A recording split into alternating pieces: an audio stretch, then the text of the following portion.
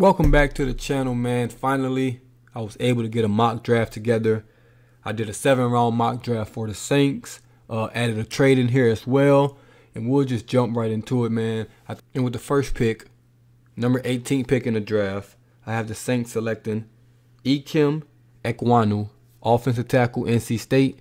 Obviously, Armstead's probably leaving in free agency. That's just, I'm going to give that as a given. Obviously, if he doesn't, that changes everything. But Armstead's 90% chance he won't be back with the Saints. So obviously tackle is going to be a big need for the Saints. Even though some of those guys like Landon Young and a couple other guys came in, Hurst filled in okay at tackle and guard last year, I think the Saints still drafted tackle.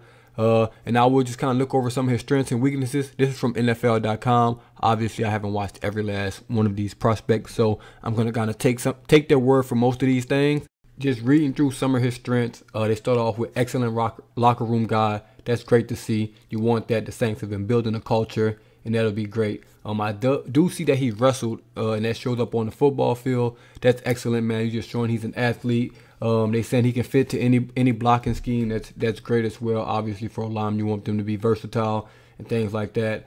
They say he can get up to the second level pretty well. That's always good. He's great in the screen game.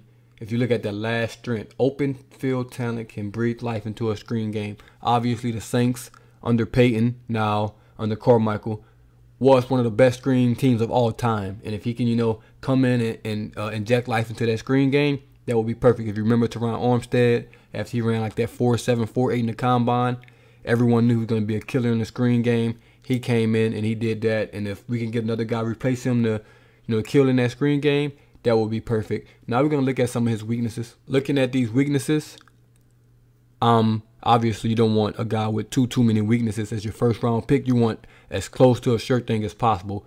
But if you read all of these weaknesses, it's all stemming from basically one thing. He just needs to work on his timing with his hands and his feet, and that's coachable.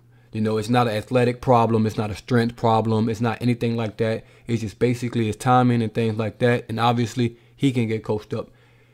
Things that you can get coached up on fairly quickly, I'm not worried about, man. He's going to have a lot of good guys in that locker room on the offensive line. He can get those things coached up, cleaned up, and if he does, that'll be a great first-round pick. I have the Saints going tackle first round.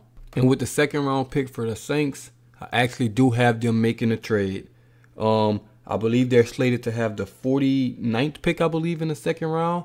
I do believe the Saints move up to the 34th pick.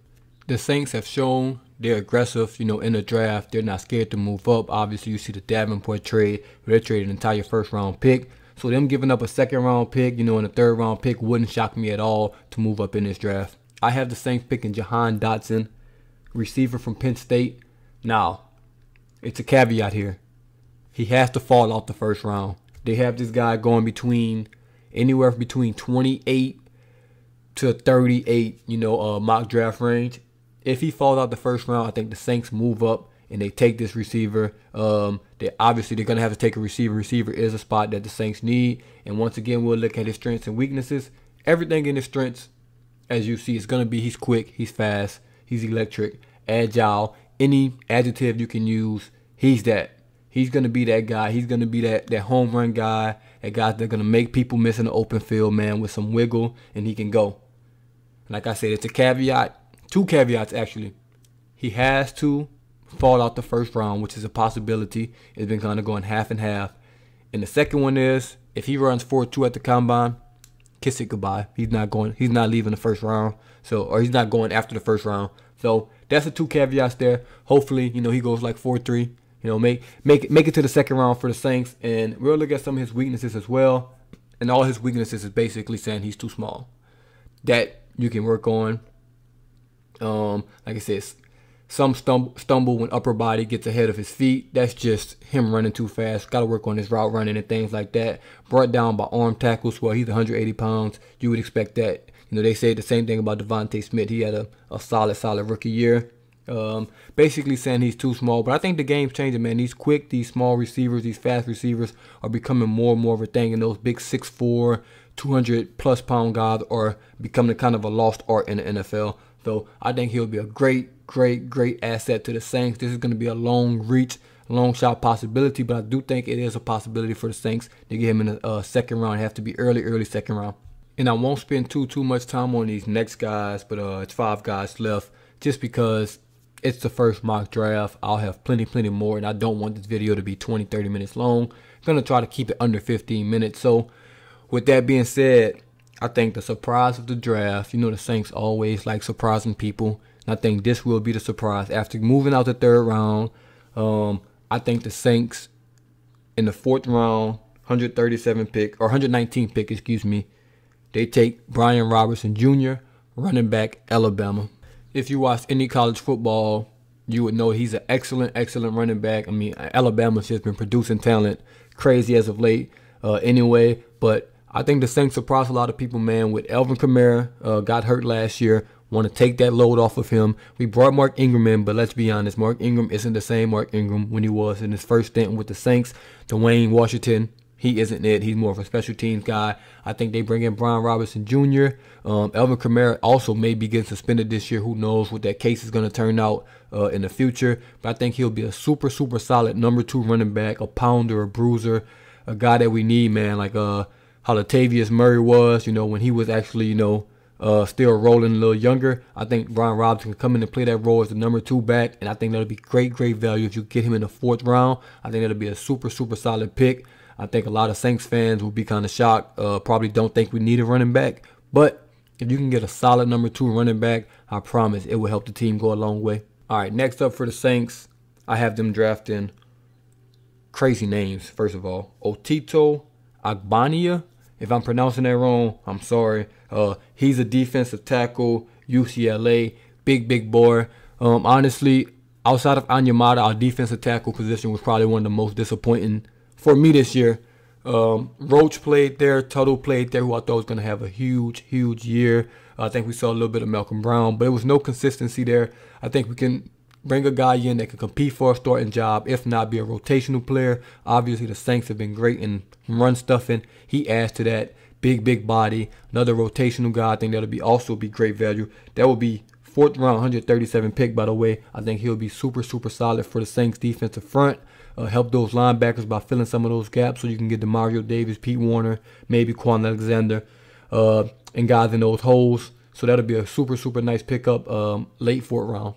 And with the 5th round pick, 160 pick, I have the Saints selecting Zacoby McClain, linebacker, Auburn. I think he'll just be a depth guy to first start off. He's kind of a smaller linebacker, which I kind of like, especially starting off. If a guy not starting right away, he can kind of play special teams. I think he's listed as 6'1" or 6 feet, 205, so that's pretty small for a linebacker. More of a hybrid guy, you know, kind of one of those safeties that plays in the box and things like that. But that'll be a good guy, just a depth pick. He won't come in and start. He's not playing over DeMario. He won't play over Pete Warner. He won't do any of that. But with this pick, you're just looking for a guy that could come in, make the team, contribute, you know, be a solid player. I think that's what he'll be. He's a pretty good tackler too. So on special teams, punt, kickoff, things like that, and on, you know, some rotational basis, maybe play linebacker for us if an injury comes up, or if he's just good enough to get on the field, that'll be great. And with the next pick, 6th round, 214 pick, I have the Saints selecting safety Marquise Bell. Marquise Bell, Florida A&M. Now, a couple reasons I have this Saints making this pick. I know Marcus Williams will be back.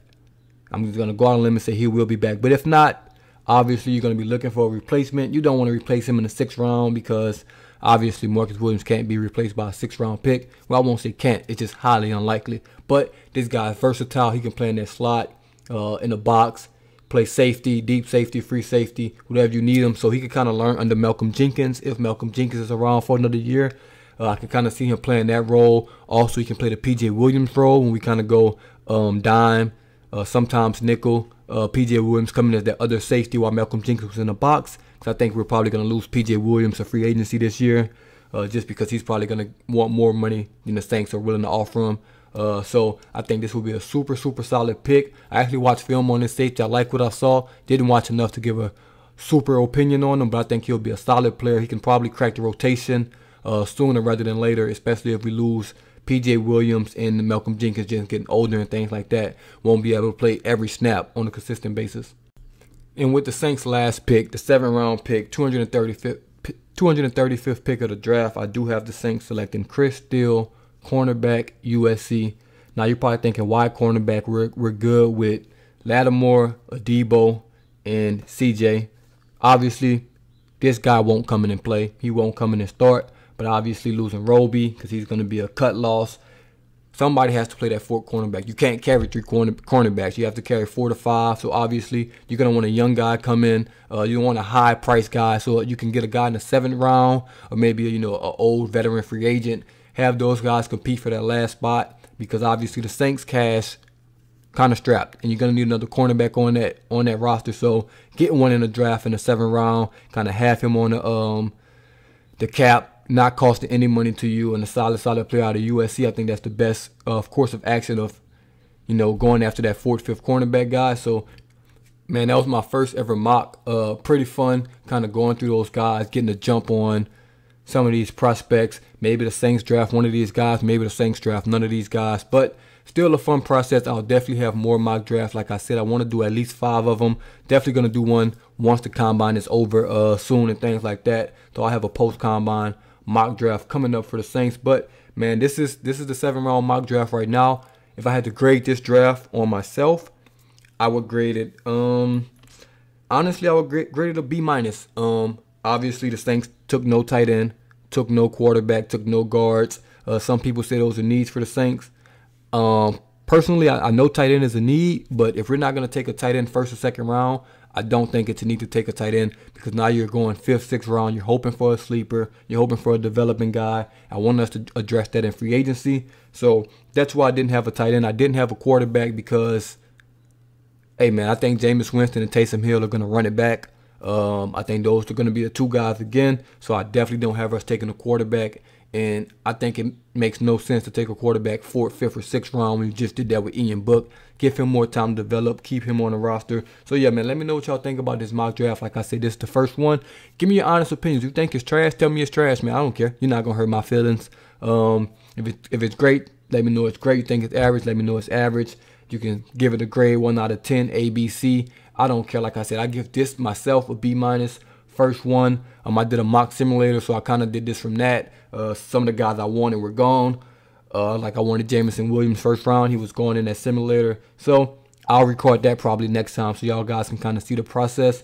But, man, this was super, super fun. This is the first mock draft 1.0. Thank y'all for tuning into the Boot Tragedies once again, and I'm out.